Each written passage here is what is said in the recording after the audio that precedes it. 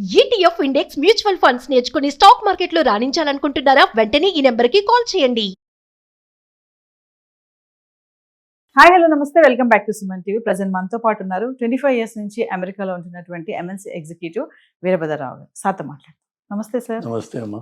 Sir, మీరు చాలా వీడియోస్లో మాట్లాడారు. ఒక విషయం ఏంటంటే, ఎవరైతే అమెరికా వస్తారో అక్కడికి వచ్చాక సెటిల్ అయిపోయిన వాళ్ళు ఎవరైతే ఉంటారో, కొత్తగా వచ్చిన వాళ్ళు, అక్కడ సెటిల్ అయిన వాళ్ళు కూడా ఏంటంటే అక్కడ లైఫ్ స్టైల్ని అలవాటు చేసుకోవాలి. ఫస్ట్ ఆఫ్ ఆల్ అక్కడ ఎలా ఉంటున్నాం అంటే, మనం ఒక ప్లేస్ నుంచి ఇంకొక దగ్గరికి వెళ్తున్నాం అంటే అక్కడ వాతావరణానికి మనం మింగిల్ అవ్వాలి. అలా ఉండకుండా మన వాళ్ళు అక్కడికి వచ్చి అంతా కొంచెం ఖరాబ్ చేయడం ఇలాంటివన్నీ జరుగుతున్నాయని చెప్తున్నారు. సో ఎట్లా సార్ అక్కడికి వచ్చి ఆ సొసైటీలో మనం మింగిల్ అవ్వాలి అంటే ఏం తెలుసుకోవాలి, ఏం నేర్చుకోవాలి, అసలు ఎలా ఉండాలి అంటే? సో ఇది అమెరికన్ సొసైటీకి మాత్రమే కాదు, ఎక్కడికి మనం వెళ్ళినా. ఇప్పుడు ఫర్ ఎగ్జాంపుల్ చెన్నైలో అందరూ లుంగీలు కట్టుకుని తిరుగుతారు. అది వాళ్ళ లోకల్ కల్చరల్ స్టాండర్డ్. అది ఎస్. అదే అలా అని చెప్పి ప్రొఫెషనల్స్ ఐటీ జాబ్కి లుంగి కట్టుకుని వెళ్ళరు. ఈవెన్ దో వాళ్ళు చెన్నై నేటివ్ అయినా వాడు ప్యాంట్ చొక్కా వేసుకుని వస్తాడు. గుడికి వెళ్ళినప్పుడు అందరూ చక్కగా లుంగి కట్టుకుని వెళ్తారు. సో అది అక్కడ local standard, local culture, local నామ్. ఇన్ఫ్యాక్ట్ టెంపుల్స్కి వెళ్ళినప్పుడు మీరు ఆ లుంగిలో ఉంటేనే మీకు ఎంట్రీ ఉంది, ప్యాంట్తో లేదు ఎంట్రీ. మీకు తిరుపతిలో కూడా పంచ కట్టుకున్నా లుంగి కట్టుకున్నా రమ్మంటున్నారు, లేకపోతే కుర్తా పైజమా, ఎందుకంటే నార్త్ ఇండియన్స్ వస్తారు కాబట్టి. అలాగా మనము మన దేశంలోనే పక్క ఊర్లోకో ఒక గుడికో ఇంకొక ఇళ్ళకో వెళ్ళినప్పుడు వాళ్ళ పద్ధతులను ఎలా మనం ఫాలో చేస్తున్నామో, అమెరికా లాంటి వేరే దేశాలకు వెళ్ళినప్పుడు వెస్ట్రన్ కంట్రీస్కి మనం ఎందుకు మార్చుకోం? ఫర్ ఎగ్జాంపుల్ అమెరికాలో ఎవ్వరు మీకు 95% పైన, ప్రాబ్లీ 1 or 2% ఎవరైనా ఎక్సెప్షన్గా ఉండొచ్చు, మీకు ఎవరు చెప్పులు వేసుకుని తిరగారు. అక్కడ సమ్మర్లో ప్రాబబ్లీ బీచ్కి వెళ్ళేటప్పుడు క్యాజువల్గా కిందకి అంటే ఇంట్లోంచి బయటకు వెళ్ళినప్పుడు చెప్పులు వేసుకోవచ్చు తప్ప జనరల్గా అక్కడ ఎవరు చెప్పులు వేసుకోరు. అంటే మీ కాలి గోరు వేరే వాళ్ళకి కనిపించదు. మనకి ఇండియాలో చెప్పులు ఇస్ కామన్, షూ ఎప్పుడైనా. అందుకనే మన కాళ్ళు కూడా అంత ఈవెన్గా ఉండవు, ఎందుకంటే అది కట్టి ఉండదు కదా చిన్నప్పటి నుంచి. కానీ కాన్వెంట్కి వెళ్ళిన పిల్లలు ఉంటారు కదా, వాళ్ళు కాన్వెంట్స్లో మొదటి నుంచి షూ వేసుకుంటారు కాబట్టి వాళ్ళ కాలు చక్కగా పొందిగ్గా ఉంటుంది. సో సింపుల్ ఎగ్జాంపుల్, మనము అక్కడ ఉన్నవాళ్ళు చాలాసార్లు వాళ్ళ పేరెంట్స్ని అమెరికాకి పిలుస్తారు అనుకుందాం. అమ్మ నాన్న ఏ పల్లెటూరు నుంచో వస్తున్నారు, ఆయన జీవితంలో ఎప్పుడూ షూ వేసుకోవాలా, చెప్పులే వేసుకు తిరుగుతారు. ఇప్పుడు ఇమాజిన్ దిస్, చెప్పులు వేసుకుని నాన్ననో అమ్మనో ఇంకొకరినో అమెరికాకి పిలుస్తున్నప్పుడు ఏమవుతుందంటే వాళ్ళని వింత జంతువులాగా అక్కడ లోకల్ వాళ్ళు మీరు బయటకు వెళ్ళినప్పుడు చూస్తూ ఉంటారు. ఏం చేస్తున్నాం మనం అంటే, మన తల్లిదండ్రుల్ని అమెరికాకి పిలిచి వాళ్ళకి అమెరికా చూపిద్దామనే మంచి ఉద్దేశంతో వాళ్ళని మీరు వింత జంతువుల్ని చేస్తున్నారు. కొంతమంది అక్కడ వాల్మార్ట్లో ఈ పెద్దవాళ్ళు వచ్చిన వాళ్ళు లుంగి కట్టుకుని, లేదంటే లుంగి పైకని వాల్మార్ట్కి వెళ్ళిపోతారు. అక్కడ లోకల్ వాళ్ళు చేసే బూతు పనులు వేరే ఉన్నాయి, అది మనం దాని గురించి మనం కమెంట్ చేయొద్దు. మనని మనం చూసుకుందాం. అమ్మలు వస్తారు, పెద్దవాళ్ళు చీరలు కట్టుకుంటారు, okay, that is an acceptable thing. వాళ్ళు అప్పుడు కూడా వీళ్ళు వెనక్కి తిరిగి అబ్జర్వ్ చేస్తూ ఉంటారు వాళ్ళు. అది ఒక ఇంటిగ్రేషన్ పాయింట్. రెండోది వచ్చేసి ప్రొఫెషనల్స్ వస్తారు కదా, లేక వాళ్ళ హౌస్ వైఫ్స్. ప్రొఫెషనల్స్లో ఏంటంటే ఇప్పుడు మనం మెయిన్గా అర్థం చేసుకోవాల్సిన విషయం, who is a professional, what is consultant. ఇండియాలో ఈ గత 25 ఏళ్ళుగా ఐటీ వరల్డ్ వచ్చిన తర్వాత అందరూ ఆమె ఐటీ కన్సల్టెంట్ అంటారు. అంటే ఏంటి అర్థం? అంతకుముందు మన జనరేషన్ అంతా ఉద్యోగాలు 9 నుంచి 5, పొద్దున టిఫిన్ క్యారియర్ కట్టుకుని వెళ్తే మళ్ళీ సాయంత్రం ఇంటికి రావడం, అదే తెలుసు మనకి. ఉద్యోగం అనేది తెలుసు. ఉద్యోగంలో ఎప్పుడు కూడా బాస్ ఇస్ రైట్, లేదంటే కొన్ని డిపార్ట్మెంట్స్లో కొన్ని ఎగ్జామ్స్ ఉంటాయి, పీరియాడిక్గా 3 ఏళ్ళు సర్వీస్ అయిన తర్వాత ఆ ఎగ్జామ్ రాస్తే నీకు ప్రమోషన్ వస్తుంది. అంతే తప్ప వాళ్ళకి వేరే దారి లేదు. అది ఏమంటారు అంటే టాటాయిస్ లాగా మెల్లిమెల్లిగా వెళ్తూ ఉంటుంది, తాబేలు. అంతే తప్ప అది ఏదో డియర్ లాగా పరిగెత్తి వెళ్ళే అవకాశం లేదు అందులో. కానీ ఐటీ వరల్డ్ వచ్చిన తర్వాత స్ట్రక్చర్ లేదు మీకు, everything is a flat organization. Boss subordinate అనేది లేదు, we are all teams, we work together. ఒక్కొక్కడికి ఒక్కొక్క హ్యాట్ వేర్ చేస్తారు. మరి ఇందులో కన్సల్టెంట్ అంటే అర్థం ఏంటి? ఒక విధంగా చెప్పాలంటే మీకు ఇండియాలో కానీ అమెరికాలో కానీ ఇండియన్ సొసైటీలో ఈ ఐటీ ఉద్యోగాలు వచ్చిన తర్వాత వర్క్ లైఫ్ బ్యాలెన్స్ మొత్తం చెడిపోయి ఎంతోమంది పెళ్ళైన వాళ్ళు డివోర్స్లు అవుతున్నాయి. అంతకుముందు rate probably 10-20%, maybe less than 10% ఉంటే ఇప్పుడు మనం వీఆర్ టచింగ్ ఆల్మోస్ట్ 50%. అయితే డివోర్స్, లేకపోతే వాడికి ఏదో బ్లూ డబ్బాలు కొన్నారంటే మీకు తెలిసి బాడీ దొరకదు. అయితే ఎందుకు జరుగుతుంది ఈ విషయం అంటే, కన్సల్టెంట్ అంటే ఎవరంటే, మీరు ఒక డాక్టర్కి వెళ్ళారనుకుందాం. Doctor is a specialist with a certain skill. ఆయన స్కిల్ కోసం మీరు ఆయన్ని ఎంగేజ్ చేస్తున్నారు. He will consult on your problem. So మీ ప్రాబ్లమ్ని ఆయన అనలైజ్ చేసి, అమ్మా ఇది జరిగింది కాబట్టి ఇవి రిపర్కషన్స్, అండ్ నువ్వు దీనికోసం ఈ మెడిసిన్స్ వేసుకుంటే నీకు ఈ రిలీఫ్ వస్తుంది, ముందు ఇది ట్రై చేద్దాం, తర్వాత ఇంకోటి ఏవో ఆల్టర్నేట్స్ ఉంటాయి. So consultant is an expert in a specific field that can solve a particular problem. That is what consultant is all about. మనకు వచ్చిన ప్రాబ్లం ఏంటంటే, కాలేజీకి వెళ్ళి డిగ్రీ చేసి మాస్టర్సో ఇంజనీరింగో అయిపోయిన తర్వాత ఉద్యోగం అన్నది ఒకటి సంపాదిస్తున్నాం. Of course title is consultant, కానీ ఈ కాలేజ్ నుంచి వచ్చిన పిల్లలకి ఏమీ రాదు. ఎందుకంటే కాలేజీలో చెప్పే చదువుతోటి మీకు ఉద్యోగాలు రావు. అందుకనే పాపం నారాయణమూర్తి గారు ఆ మధ్యన ప్రతి వాళ్ళు 70 గంటలు వర్క్ చేయాలంటే ఆయన మీద అందరూ మన్ను పోశారు. ఎందుకన్నాడంటే ఆయన, నువ్వు 40 గంటలు నీ ఆఫీస్కి నీ ఎంప్లాయ్మెంట్కి వర్క్ చేసి 40-45 మిగిలిన 30 గంటలు నీ సొంతం మీద నువ్వు ఇన్వెస్ట్ చేయి, ఎందుకంటే నీకేం రాదు కదా. అది ఆ మిగిలిన సబ్ టెక్స్ట్ అంతా తీసేసి ఆయన మీద మన్ను పోశారు. ప్రాబ్లం అక్కడ ఏంటంటే, మనము కన్సల్టెంట్గా ఒక ఎక్స్పర్ట్గా ఒక దగ్గరికి వెళ్ళాల్సిన చోట నాకు ఆ ఎక్స్పర్టీజే లేదు. ఫస్ట్ ఆఫ్ ఆల్ నేను ఎలా కన్సల్టెంట్ అవుతాను? ఒకటి ఎత్తు. ఇంకొకటి ఇంపార్టెంట్ పార్ట్ ఏంటంటే, ఈ కన్సల్టెంట్గా ఉన్నవాడికి వచ్చే తెలివి ఏంటంటే, నన్ను ఎవరన్నా ఒక ప్రాబ్లం ఇచ్చి ఇది ఎలా సాల్వ్ చేస్తాం అంటే దానికి ఎంత ఎఫర్ట్ అవుతుంది, దీనికి సొల్యూషన్ ఏంటి అన్నది ముందు ఒక అవుట్లైన్ వేసుకుంటాం. ఫర్ ఎగ్జాంపుల్, మీ ఇంట్లో వచ్చి పనిచేసే ఒక అమ్మాయి ఉందనుకోండి, 4 ఉన్న ఫ్యామిలీకి మీరు ఒక మెయిడ్ని ఎంగేజ్ చేసినట్టయితే maybe you pay 2000 rupees to her per month.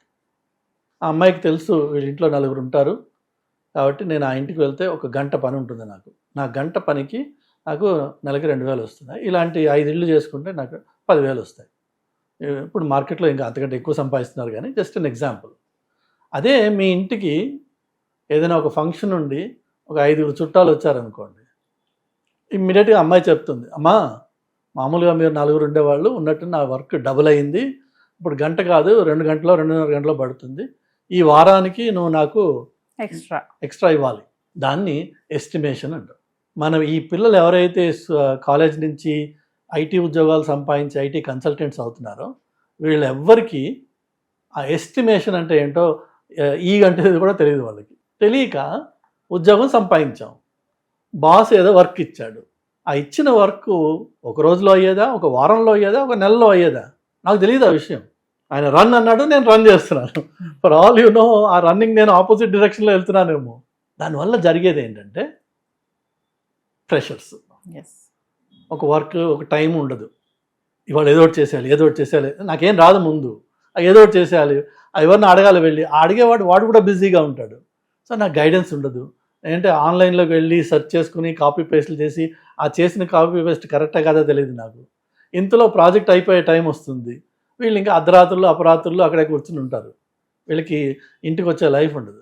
దానివల్ల క్వాలిటీ ఆఫ్ లైఫ్ చెడిపోతుంది. మీకు ఆ సింపుల్ స్టెప్స్ తెలిసినట్టయితే, ఎస్టిమేషన్ అనే మాట తెలిసింది అనుకోండి, ఒక ప్రోగ్రామ్ ఇది ఈ పర్టికులర్ ప్రాజెక్ట్లో ఈ ఫంక్షన్ ఇది అన్నాడు అనుకోండి, ఇమ్మీడియట్గా మీరు దానికి కావాల్సిన అవుట్లైన్ ఏంటి వేసుకుని, ఈ అవుట్లైన్, ఈ కంప్లెక్సిటీ, ఈ డొమైన్, ఈ డేటాబేస్, ఈ front end, whatever they may be components, దీనికి నాకు 6 months పడుతుంది. ఆ 6 months కూడా ఏంటి, డిజైన్, అనాలిసిస్, హై లెవెల్, లో లెవెల్, టెస్టింగ్, క్యూఏ ఇవన్నీ ఉన్నాయి. వేసుకుని నన్ను నేను చెప్పుకుంటా, బాబు ఇది 6 నెలలు పడుతుందా, నెల రోజులు పడుతుందా, వారం రోజులు పడుతుందా, దానికి అకార్డింగ్గా నా క్యాలెండర్ నేను మెయింటైన్ చేసుకోవాలి, మేనేజ్ చేసుకోవాలి. నేను మేనేజర్కి నేను ఎక్స్పెక్టేషన్ సెట్ చేసి దాన్ని ఆయనకి ఫుల్ఫిల్ చేయాలి. ఈ విషయం ఏవి వీళ్ళు నేర్చుకోకుండా ఒక ఉద్యోగంలో పడేటప్పటికి వాళ్ళకి తెలియని విషయం ఏంటంటే, వాళ్ళు ఎటు పోతున్నారో అగమ్య గోచరమైన లైఫ్. కానీ జీతాలు మాత్రం వస్తున్నాయి. ఐటీ కన్సల్టెంట్ అనే టైటిల్ ఉంది, బట్ వీళ్ళకి వర్క్ ఏంటి తెలియదు, దాన్ని మేనేజ్ ఎలా చేయాలో తెలియదు. ఆన్ టాప్ ఆఫ్ ఇట్ మన ఇండియన్ సొసైటీలో కొంత టాప్ డౌన్ హైరార్కికల్ ప్రెషర్స్ ఉంటాయి. Manager is right. చాలాసార్లు నేను చూశాను, your day ends when your target ends అంటాడు. అంటే నువ్వు ఇది చేసిన తర్వాత ఇంటికి వెళ్ళు, అది రేపు పొద్దున్న 5 అవుతుందా, ఇవాళ రాత్రి 12 అవుతుందా, ఇవాళ సాయంత్రం 5 అవుతుందా, వీళ్ళకి తెలియదు. సో ఆ self management, learning the basics of your job, of what is expected of you, అది తెలియనప్పుడు ఇండియా అయినా అమెరికా అయినా క్వాలిటీ ఆఫ్ లైఫ్ ఉండదు. లేక అది దాని ఇంపాక్ట్ వాళ్ళ పార్ట్నర్స్ మీద పడుతుంది, అక్కడ రిలేషన్షిప్స్ చెడిపోతుంటాయి, రైట్? సో ఇది నేర్చుకున్నట్టయితే డెఫినెట్గా యుఎస్లో కానీ ఇక్కడ కానీ వీళ్ళు ఒక కెరీర్ బిల్డ్ చేయొచ్చు. అది ప్రొఫెషనల్ సైడ్లో. ఇక పర్సనల్ సైడ్లోకి వచ్చినప్పుడు నేను చాలాసార్లు చెప్పాను ఇంతకుముందు కూడా మీతో వీడియోస్లో, పర్సనల్ గ్రూమింగ్ ఈజ్ ఇంపార్టెంట్. చాలా ఇంపార్టెంట్. అది ఏంటంటే నేను ఒక ఇంటర్వ్యూకి వెళ్తున్నప్పుడు ఎలా నన్ను నేను తయారు చేసుకుని నన్ను నేను ప్రజెంట్ చేసుకుంటానో, ఆ presentation every day of your life in public, ఉద్యోగానికనే కాదు, ఎక్కడన్నా మనం షాపింగ్కి వెళ్తున్నాం. ఇన్ఫ్యాక్ట్ చాలాసార్లు మీరు ఆన్లైన్లో వీడియోస్ చూడండి, ఫ్లైట్లో ట్రావెల్ చేసేటప్పుడు నువ్వు ప్రాపర్గా ప్రొఫెషనల్గా బట్టలు వేసుకుని వెళ్తే మీకు అటెండెంట్ ఇచ్చే ట్రీట్మెంట్కి వర్సెస్ ఒక హోమ్లెస్ ఫెలో లాగా చిరిగిపోయిన జీన్స్ను పనికిరాని హుడీస్ వేసుకుని వెళ్తే అదే హోస్ట్ మిమ్మల్ని ఎలా ట్రీట్ చేస్తుంది.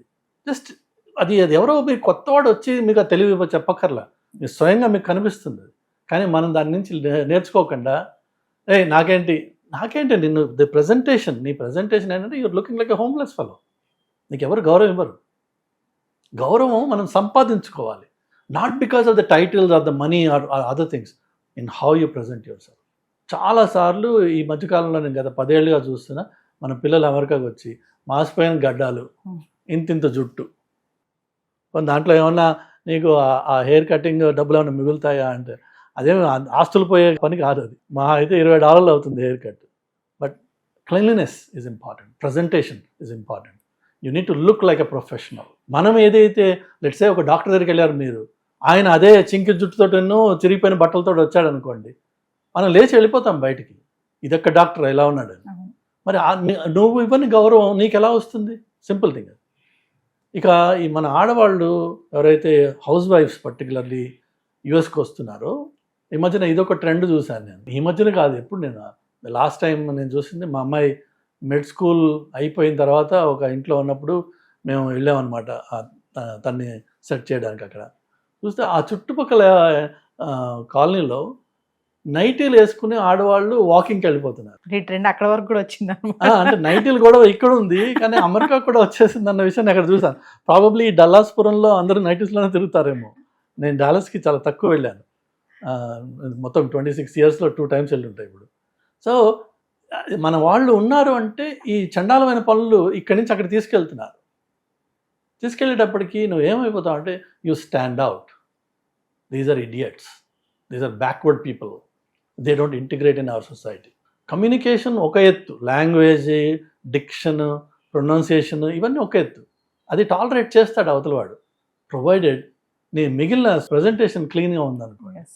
People accept you. బికాజ్ మనకి ఫస్ట్ మీకు ఎవరైనా చూడగానే ఒక ఇంప్రెషన్ మీ ప్రజెంటేషన్తో అవుతుంది. నోరు తెరిచిన తర్వాత దాన్ని చెడు పాడు చేసుకోవచ్చు, లేదా దాన్ని ఇంప్రూవ్ చేసుకోవచ్చు. ఫస్ట్ థింగ్ డోర్ ఓపెన్ చేసి or whenever you see anybody, ఎక్కడైనా సరే, ఏ సందర్భంలోనైనా సరే, ఒక మనిషిని చూడంగానే మనం దూరం నుంచి ఇంప్రెషన్ జరిగేది మీ ఫస్ట్ ఇంప్రెషన్ ఆ ప్రజెంటేషన్ తోటి.